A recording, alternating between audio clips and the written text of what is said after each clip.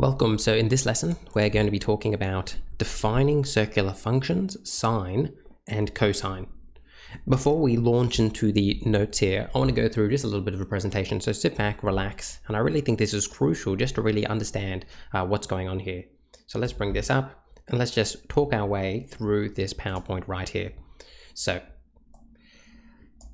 let's start with a unit circle with a center A and a radius that is equal to 1. So that means the radius, so A to E, is equal to 1.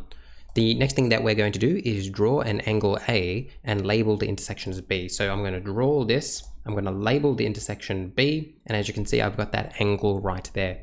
The next thing I'm going to ask is, what is the length of AB? What is the length here? And hopefully you can recognize that this is simply the radius, so it's going to be equal to 1. The next thing that we're going to do is we're going to draw a line from B to AE, so to this line right here that is perpendicular to AE, so it's going to make a 90 degrees with it, and we're going to label that intersection C. So we're just drawing a line down and then we're going to label that C.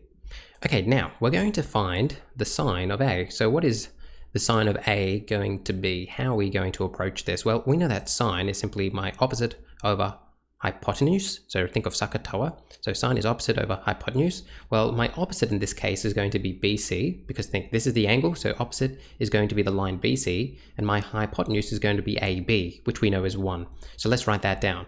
My opposite is BC and my hypotenuse is AB. Now, because we know that AB is equal to 1, we know that anything divided by 1 is just that thing. So that means sine of A is simply just BC. So let's just color code that. Let's just say that this right here, we know that this is sine. We know that based on this.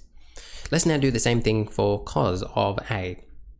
Cos of A is adjacent over hypotenuse. So adjacent would be AC in this case.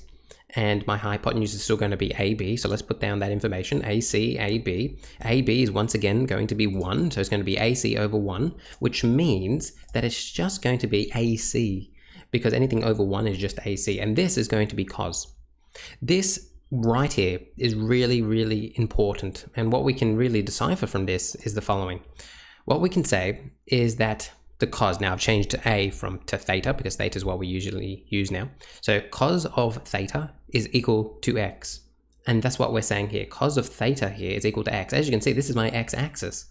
So this length here represents an x value. And sine of theta is equal to y. And as you can see here, this represents a y value because it would correspond to a value here. So that means we can think of cos theta, sine theta as my x and y. That's really what we need to be thinking about as we do this. Okay, so now we're going to fill out this right here by considering what happens when we change our theta angle here. So what happens when we change the theta angle? Well, let's go through it. If I was to make my angle here smaller, do you see what's happening to my sine and my cos? As I make it smaller, my sine becomes smaller and my cos becomes longer. And if I keep on doing that, my cos gets longer, my sine gets shorter, until I get to the point in which my angle is 0. And when my angle is 0, as you can see here, my cos has a length of 1 and my sine doesn't exist at all. So what we can say is that sine of 0 is equal to 0 and cos of 0 is equal to 1. Now what we're going to do is we're going to increase the angle there. So we're increasing theta, we're making it bigger, we're making it bigger. And as you can see, as we're making it bigger and bigger, my sine is getting bigger and my cos is getting smaller. So I'm making it bigger again. And hopefully you can really take note of the fact that what's happening here is my sine is getting really big until we get to this point right here. And as you can see, at this point right here, I've made 90 degrees. So my theta is equal to 90 and my sine this time is equal to 1. Look at the coordinates right here, 0, 1.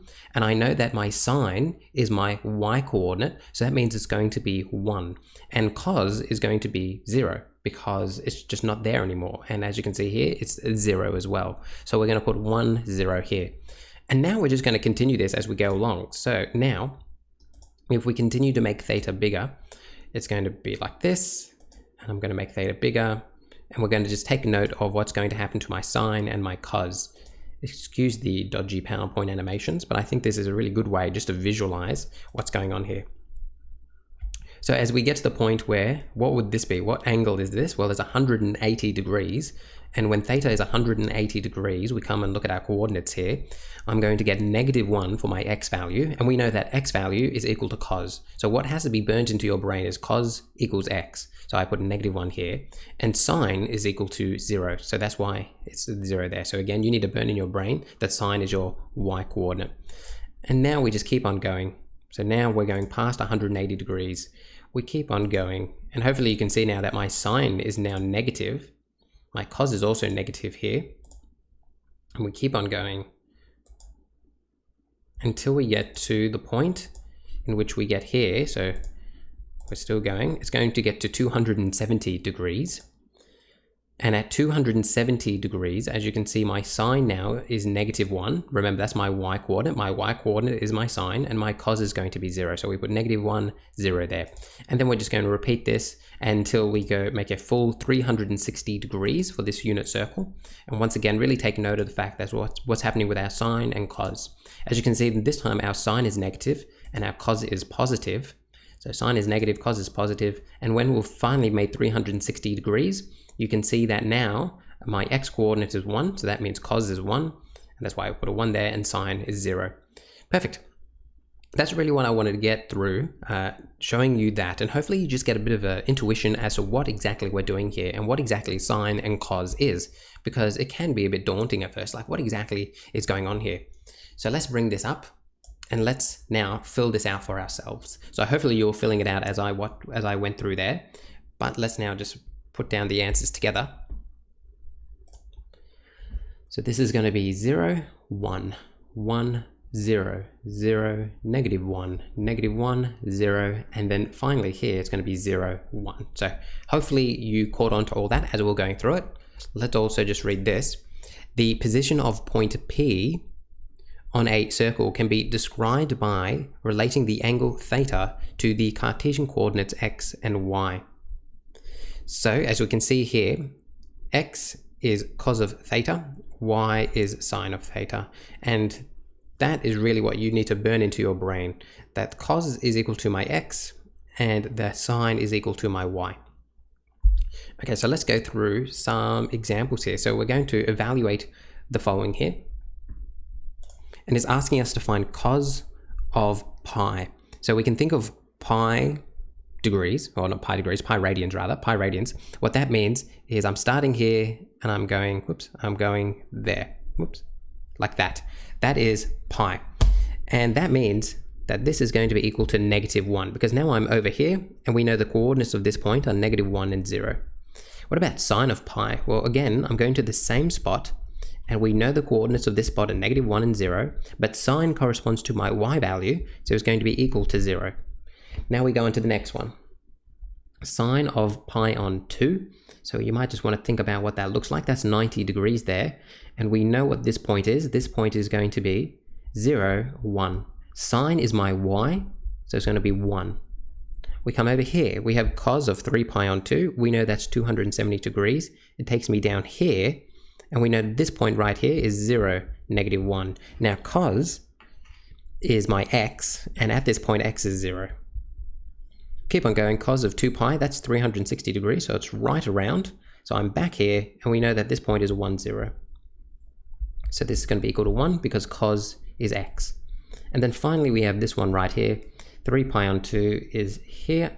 We know this point is 0, -1. We know that sine is y, so it's going to be equal to -1. Okay, let's now just answer these ones in which we have a negative degree in here, or negative radian rather. So if I have -pi, what that means is I start here and I go backwards. So this is going to be equal to, well, if we just think for a moment what that is, what is that coordinate? -1, 0. Sine is my y, so that means it's going to be 0. Then we go to our next one, -3 pi on 2. So I'm starting here and I'm going backwards to there. And we know that this point right here is going to be 0, 1. Cos is yet again my x, so it's going to be 0 there.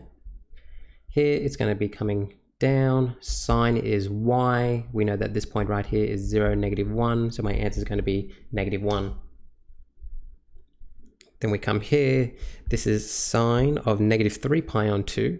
So we're going to go around this way. We know that this point right here is 0, 1. Sine is y, so it's going to be equal to 1. Here is negative 2 pi. So we're going right around till we get to there. This point right here is 1, 0. So it's going to be equal to 1. And then here is going to be there. This point here is 0, negative 1. And we know that this is going to be equal to 0 because cos is x and 1 is there. All right, the last thing I want to go through here is just how we can use our CAS calculator to answer these questions as well. This is pretty straightforward in how you use your CAS, nothing that's going to break the bank. We're just going to bring this down. And what we're going to do is you're going to hit this button, you're going to hit sine, and then we're going to type in 4.1. And that's going to give us the answer of that. Then we're going to do the same for the next one. Trig cos negative 2.1, close it. There's our answer. And then finally, sine of negative 3.8. Trig sine negative 3.8. And that's going to be our answer for those. So just write those in, and that's how we use our CAS to do this. So nothing too tricky there. Okay, so hopefully you feel pretty confident in just thinking about what sine and cos is, and I will see you in the next part of this lesson. It will be a two-parter. I'll see you in the next part.